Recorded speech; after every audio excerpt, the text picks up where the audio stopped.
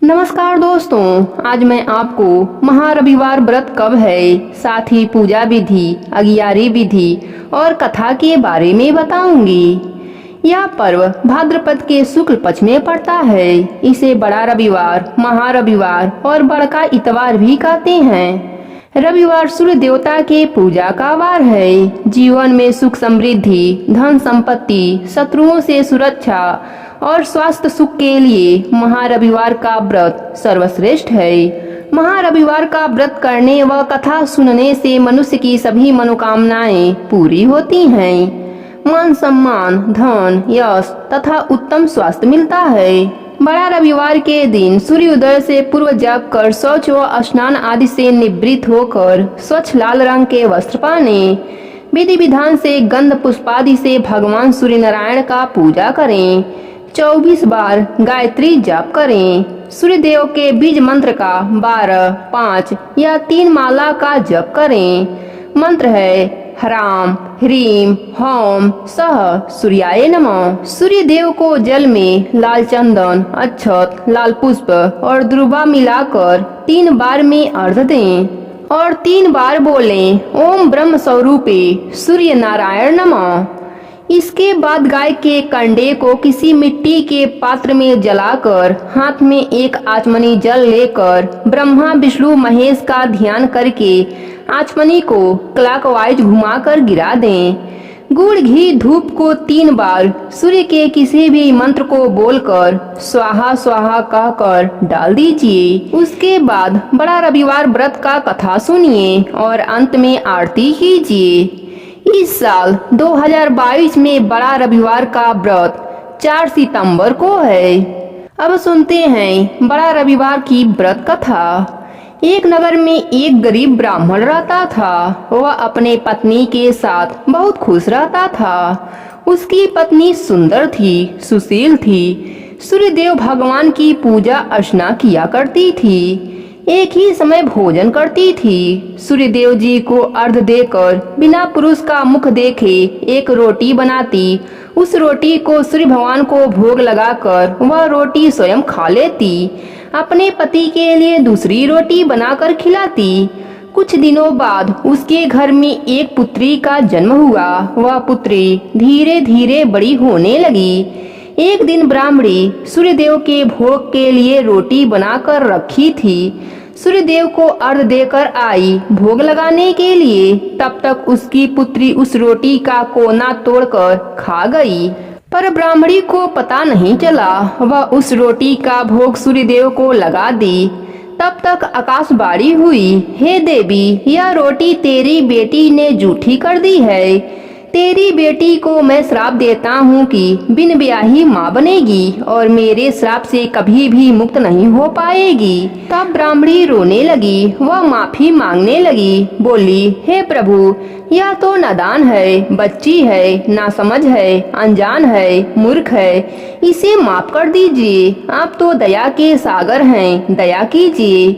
तब प्रभु ने कहा, मेरा वचन तो खाली नहीं जा सकता, लेकिन मेरी भक्ति करेगी तो इसका दर्द कम हो जाएगा। इसी चिंता के कारण ब्राह्मणी बीमार रहने लगी।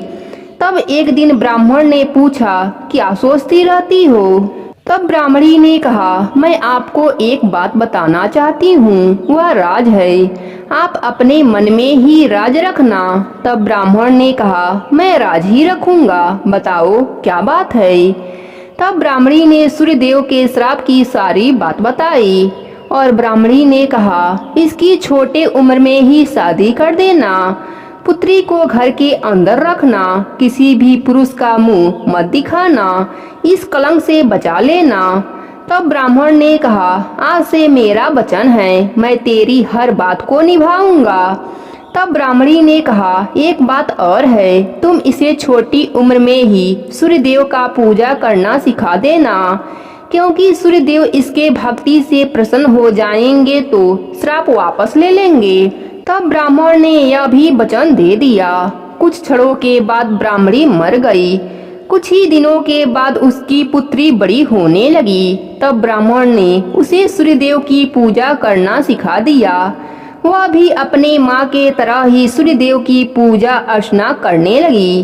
कुछ दिन बीतने पर ब्राह्मण ने सोचा कि मैं अपने पुत्री के लिए कोई वर ढूंढकर आता हूँ।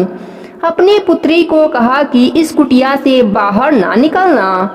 इतना कहकर ब्राह्मण वर के तलाश में निकल गया। उसकी पुत्री अपने पिता की आज्ञा का पालन करती, किसी भी पर पुरुष का मुंह नहीं देखती।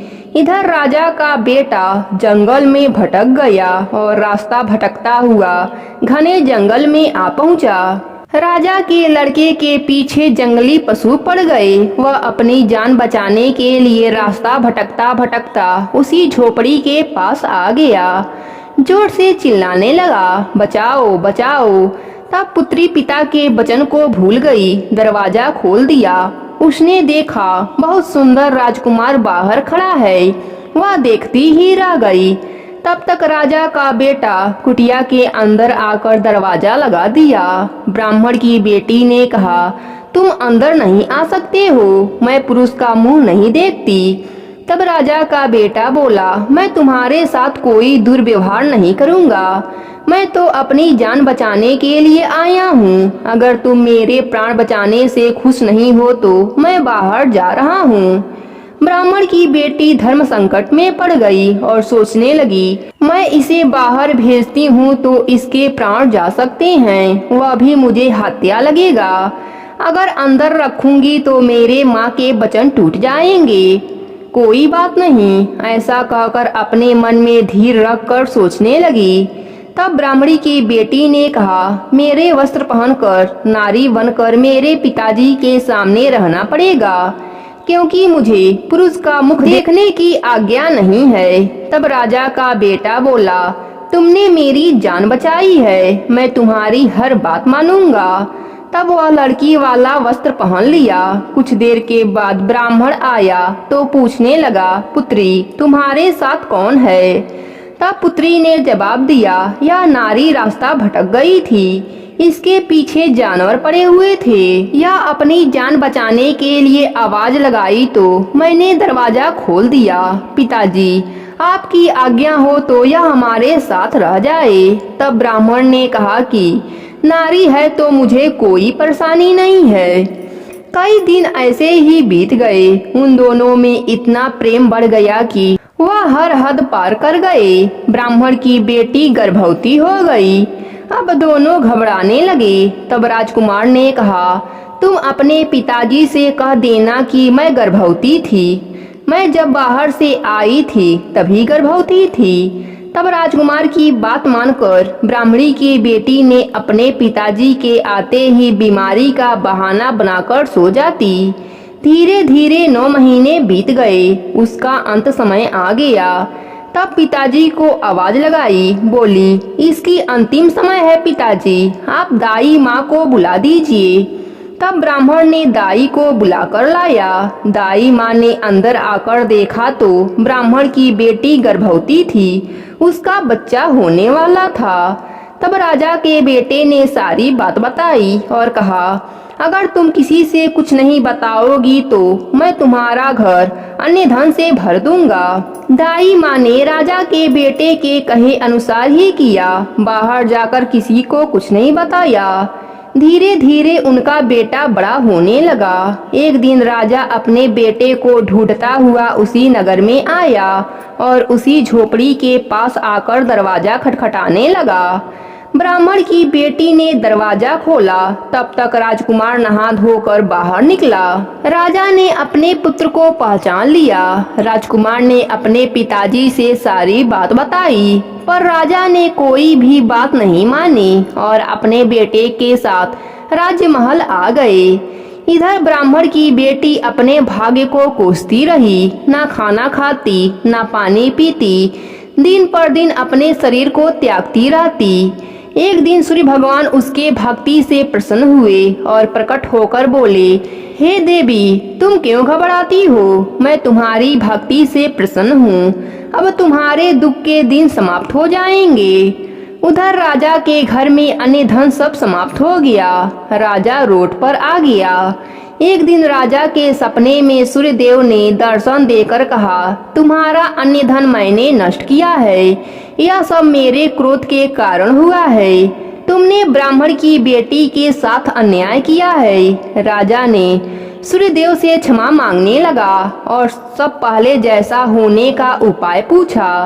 तब सूर्यदेव ने बताया कि अगर तुम ब्राह्मण की बेटी को ब्याह कर लाओगे और उसके बच्चे को उत्तराधिकारी बनाओगे तो तुम्हारा राज्य पहले जैसा हो जाएगा।